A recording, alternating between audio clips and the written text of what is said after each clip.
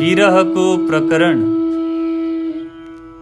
महामती श्री प्राणनाथजी भन्नुहुन्छ, हे धामधनी, हजुरको विरह रसमा डुबेका ब्रह्म आत्माहरूलाई हजुरले अझै विरह वेदनाको अनुभव गराउँदै विरहको रङमा रङ्गाएर विरहमै रमण गराइरहनु भएको छ। यसैले ब्रह्म वासनाहरू आँखाबाट आँसुका धारा बगाउँदै रोइरहेका छन्। महामती श्री प्राणनाथजी भन्नुहुन्छ, मायाको खेललाई पूर्ण रूपमा अनुभव गर्नका लागि इच्छुक म जस्तो तामसी सखीहरूको अगुवालाई आफ्नो परिचय गराएर हजुर मबाट अलग हुनुभयो। विरहले व्याकुल भएर विलाप गरिरहेका ब्रह्म आत्माहरूको मलिन अनुहार देखेर विश्वमा हाहाकार मच्चिएको छ। यस्तो स्थिति उत्पन्न भएको छ कि सबै मानवती ब्रह्म आत्माहरूले हाम्रै प्रेम ठुलो भन्ने आफ्नो अटपटे प्रेमको उन्मादलाई पनि आफूबाट अलग गरेर आफ्नो हार स्वीकार गरिसकेका छन्। हे धनी, पतिव्रता नारीहरू एक क्षणका लागि पनि आफ्नो पतिबाट टाढा हुन चाहँदैनन्। यस्तै प्रकारले प्रेमिकाहरू पनि आफ्नो प्रियतमबाट बिछोड हुन चाहँदैनन्। तर हजुरबाट बिछोडिएर अभागी बनेका हामी ब्रह्म आत्माहरू पतितहरूको जस्तै आफ्नो अङ्गलाई कलङ्कित गर्नका लागि नै आजसम्म जीवित छौँ। हे धनी, परमधाममा हजुर समक्ष हामीले त्यस्तो कुन चाहिँ नराम्रो कर्म गरेका थियौँ जसले गर्दा हाम्रो यो अवदशा भएको छ?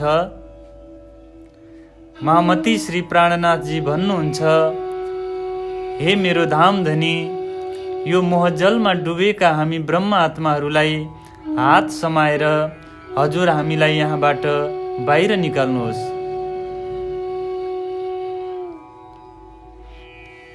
हे धामधनी, हजुरको विरह अग्निमा जलेका ब्रह्म आत्माहरू यो खेलमा यस प्रकारले रोइरहेका छन् कि उनीहरूले हजुरलाई पुकार गरेको आवाज विभिन्न पहाडहरूसँग ठोक्किएर प्रतिध्वनित भइरहेका छन्। मरुभूमि समान यो निर्जन संसारमा रुँदै ब्रह्म आत्माहरूले यस प्रकार पुकार गरिरहेका छन् कि धामधनी बिना यो शरीर धारण गर्नु नै धिक्कार छ।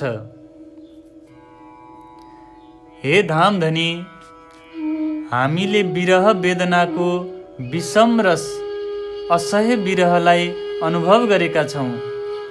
यसैले हामी विनम्र भएर यो प्रार्थना गर्दछौँ कि रासलीलाको समयमा हजुरको अन्तर्ध्यान हुँदा विरहको असह्य पीडालाई हामीले स्वप्न अवस्थामा सहन गरेका थियौँ।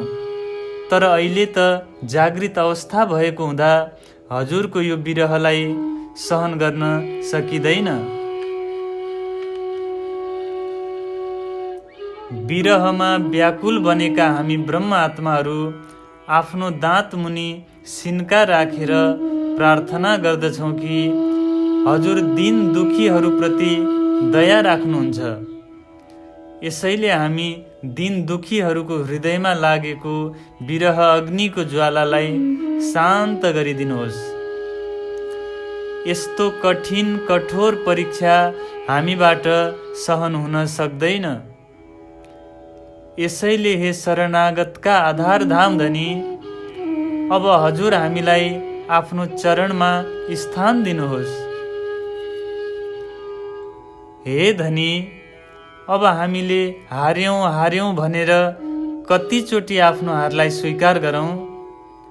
अब त रोइरहेका यी निर्मल आत्माहरूलाई आफ्नो चरणमा स्थान दिनुहोस्। महामती भन्नुहुन्छ, हे मेरो प्रियतम धनी, हाम्रो यो विनम्र प्रार्थनालाई हाँसोमा नउडाइदिनुहोस् है।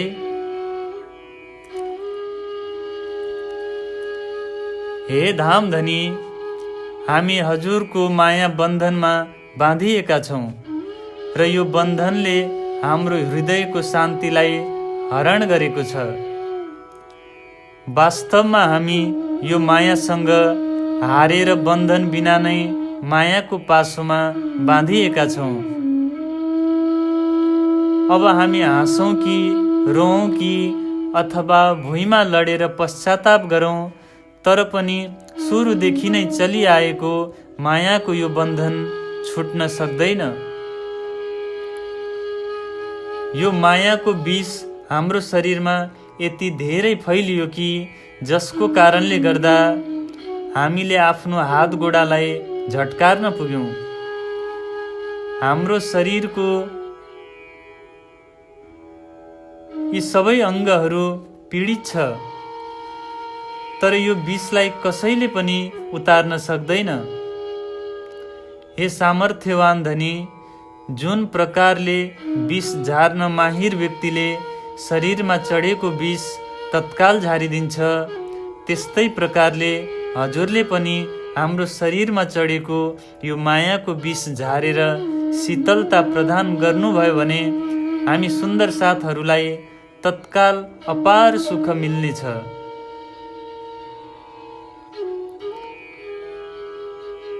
दसै दिशाहरूमा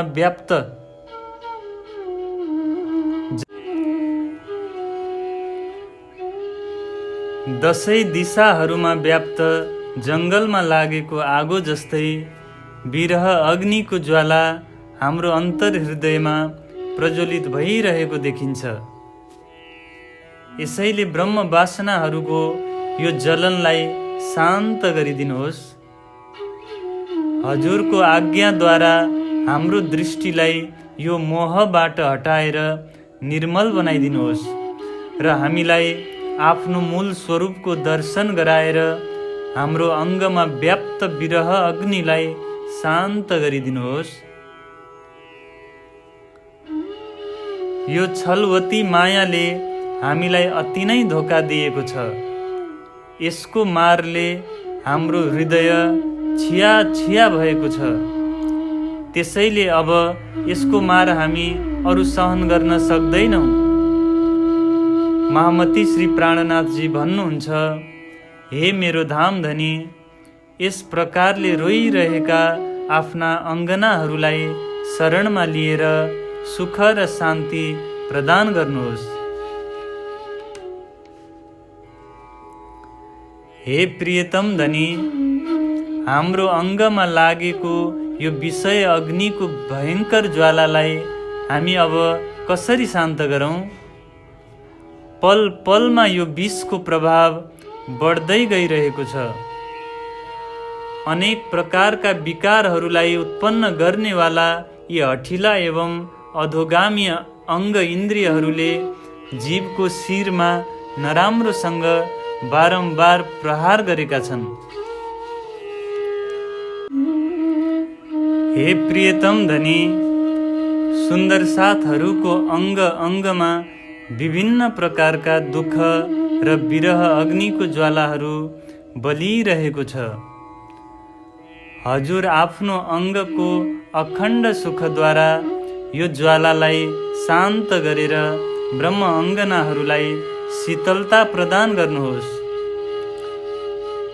यो मायावी बुद्धिले यो मनलाई बारम्बार मायातर्फ नै आकर्षित गर्दछ।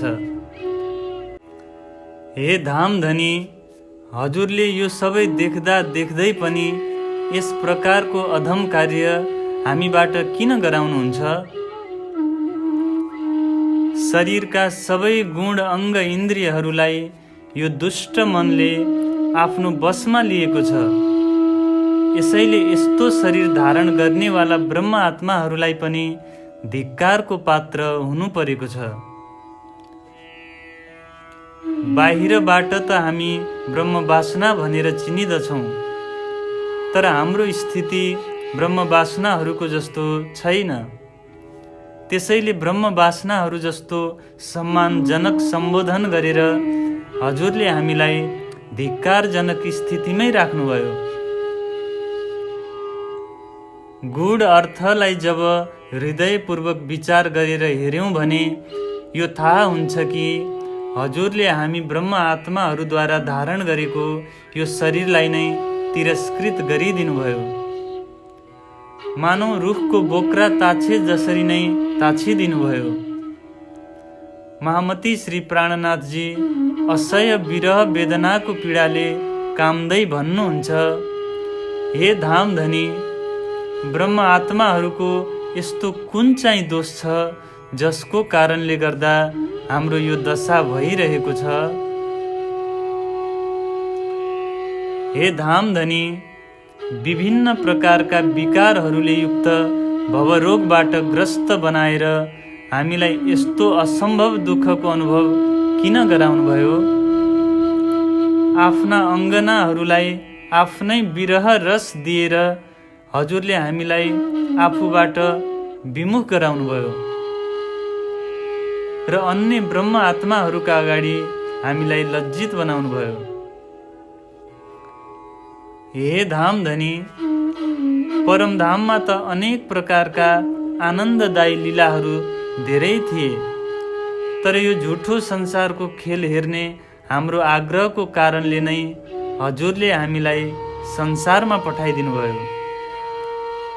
यो मायावी खेलमा आए पश्चात जब तारतम ज्ञान रूपी प्रभातद्वारा हाम्रो आँखा खुल्यो, तब थाहा भयो कि मनुष्य जीवनको महत्त्वपूर्ण अवसर हामीले व्यर्थै गुमाइदिएछौँ भनेर।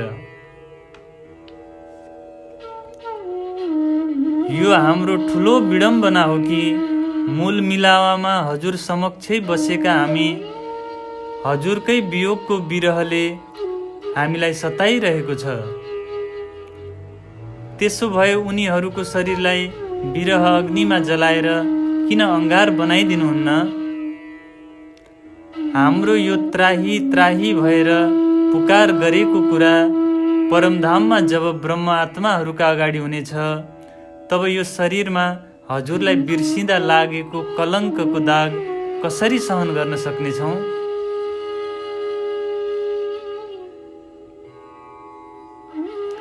हे धनी, हजुरले हामीलाई विरह बाहेक अरू पनि कठोर दुःखको अनुभव गराउनुभयो, जसको कारणले रात दिन दुःखको तातो हावा चल्नाले हाम्रो हृदय छिन्न भिन्न भइरहेको छ।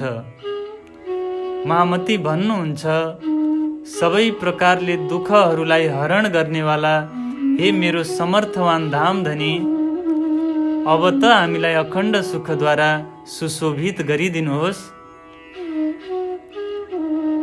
हे धनी, हाम्रो प्रत्येक अङ्गमा हजुरको विरहको आगो बलिरहेको छ, किनभने हजुरबाट विमुख हुँदा काम, क्रोध, लोभ, मोह रूपी अस्त्र शस्त्रहरूद्वारा सुसज्जित भएर हामीले उल्टो काम गरेका छौँ।